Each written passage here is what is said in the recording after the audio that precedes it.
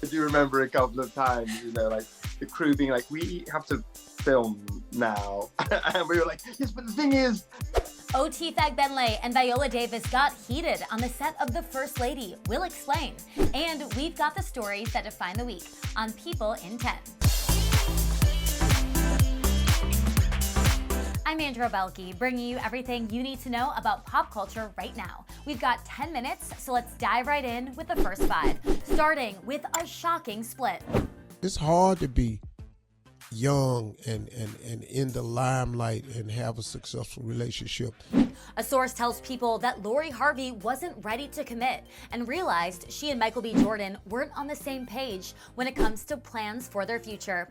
But her dad, Steve Harvey's, got her back. I'm Team Lori, so I'm Team Lori. 1,000%. And they're not the only couple on the outs. Shakira and longtime boyfriend Gerard Piqué also called it quits. But Keanu Reeves and Alexandra Grant are going strong, walking hand in hand in a rare red carpet appearance. This may surprise you, but some women consider me quite the guy. While Millie Bobby Brown and boyfriend Jake Bon Jovi are taking on the great outdoors. In a TikTok, the Stranger Things star hikes and shows off her silly side with her man. And after postponing her wedding twice, Sarah Hyland finally celebrated the bridal shower of her dreams, surrounded by family and friends, including Vanessa Hudgens. She and fiancé Wells Adams even crushed a round of the Newlywed Game. He popped the question in 2019 after 2 years of dating.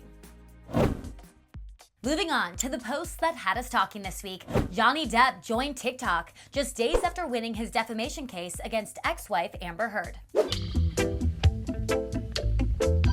Right away, he racked up millions of followers and millions of likes on his first video, an ode to his unwavering supporters. Over on her TikTok, Martha Stewart has advice for pup parents everywhere. And like most relationships, it seems communication is key. Every time you groom your dog, talk to it like it is your best friend. You're the beautiful dog. Because guess what? Creme brulee, you are my best friend. Sydney Sweeney is the ultimate summer mani inspo in this video, snapped on her way to the MTV Movie and TV Awards. She brought Y2K back from head to toe in this Miu Miu fit, but the night was all about celebrating 2022 as she reunited with Euphoria co-star Javon Walton, aka Ashtray, and accepted the award for Best Fight.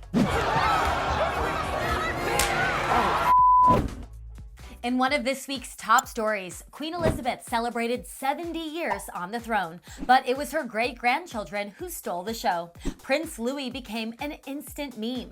We really got the full range of emotions from a 4-year-old Prince Louis at the Platinum Jubilee pageant. He was spotted acting very cheeky at times, but also cuddled with Mom Kate and Grandpa Prince Charles, which was really sweet to see.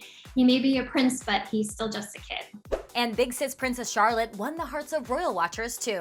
Charlotte was deep in thought at the Platinum Jubilee party while reading a program about the Queen. She also got really excited when snacks were passed around and couldn't believe it when she spotted her great-grandmother, the Queen, in a surprise cameo with Paddington Bear. Pretty exciting for a 7-year-old. We also saw 8-year-old Prince George share a sweet exchange with the Queen. And Meghan Markle and Prince Harry released a brand new photo of baby Lilibet to mark her first birthday.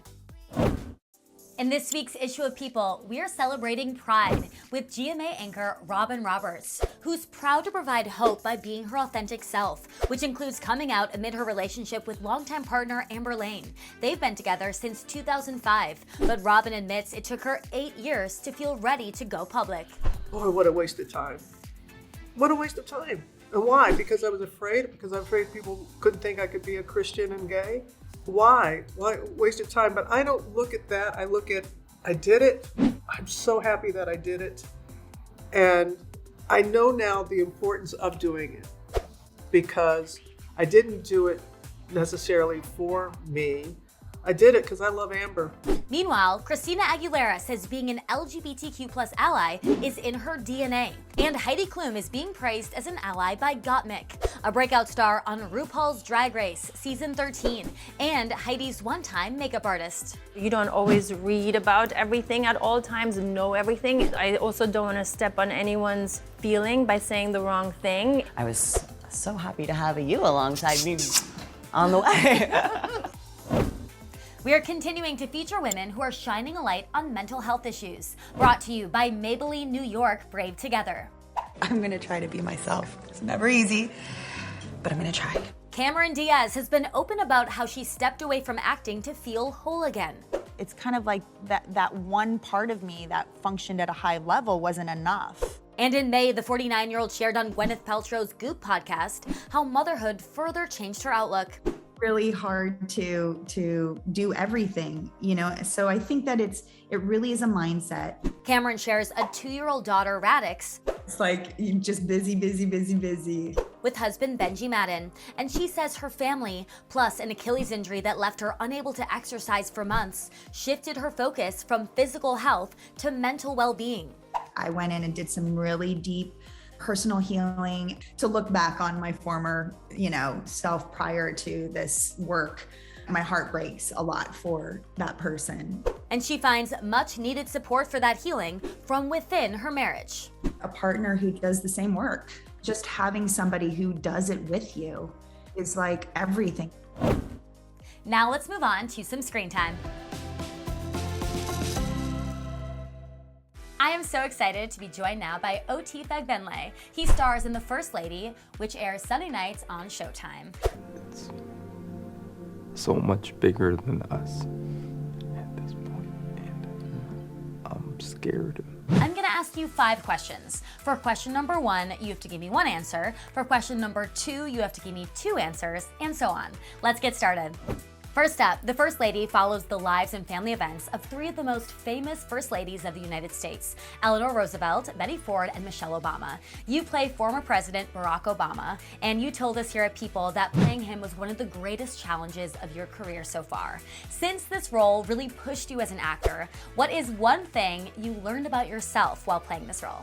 That I could do a voice like Barack. You may not have to worry about it much longer. I'm still trailing Hillary by double digits. To be honest, I'm not very good at accents. And I have to work really, really hard at them. And so when I was first given it, I was like, oh, geez, am I able to do an idiolect?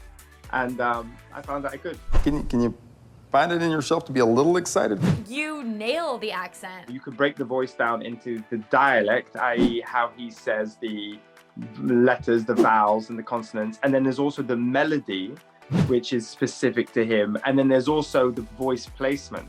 And so all 3 of those were like their own separate challenge. Did you have a catchphrase or something that would get you into the voice? It was something like, look. Even that little bit sounded great. Your other half in The First Lady is Viola Davis. She portrays Michelle Obama. Oh, still got it. Never lost it. What an iconic actress that you got to work with. What are 2 fun on-set memories from working with her that you're able to share? The first one that comes to mind is we would have very passionate debates about politics and philosophy, and we would get into it. And I do remember a couple of times, like the crew being like, we have to film now. And we were like, yes, but the thing is, that, she's so smart. I learned so much being with them. So you turn me into a fluffy, inconsequential hostess. No one's gonna buy it. Well, that's the job. It doesn't have to be. And then the second thing is we had Sanaya and Lexi, who played our daughters, Malia and Sasha, and Viola had this dance that she'd learned from, I think it's Southern African dance. And so she was teaching it us, and then we all started doing it. People also know you, of course, from your other hit show, The Handmaid's Tale, which is an incredible show. You play Luke, June's husband, and the show premiered back in 2017. I've seen you post a lot of really fun photos with the cast. Seems like you're all a big family. Top 3 things that you love about working on that show. The cast is very, very high up. I think that's number 1. Number 2, the writing is just, really brilliant and extraordinary. And also, I guess number 3, and I've been feeling this a lot recently, is that it's a very collaborative environment. The producers listen to us, the writers listen to us, we listen to them. There's a sense that we all want to make something brilliant. I know you're filming season 5 right now. Can you tease anything about what's to come next season? I'll say that we see a side of Luke that we've never seen before. He really flips the switch this season. Ooh, that's exciting. As if you aren't busy enough with these projects, you also starred in the Apple TV Plus limited series We Crashed alongside Anne Hathaway and Jared Leto. What the was that? When you finally get some downtime and want to watch something, what are 4 TV shows or movies that top your list? Everything Everywhere All at Once is a movie I watched and really enjoyed. Michaela Cole's I May Destroy You was pretty extraordinary. I'm addicted to this show, Old Enough, which is this Japanese show about little kids who go on their first errand. Lastly, Max, M-A-X-X-X. If you don't know me, I'm Max. Probably have a single coming out later this year. And finally, give me 5 words to describe your show, The First Lady. Thought-provoking. How do you really feel about being First Lady? Historical. You kept your political dreams a secret from me. I'll be here for you. But I am going to be myself. Intriguing. I don't want to look back and think, what did I become living in that house? Informative. The world is always going to judge us. They can kick me out, but they can't make me somebody I'm not. OT, thank you so much for being here. Everyone, be sure to watch The First Lady. It airs Sunday nights on Showtime. All right, time's up. See you next Thursday.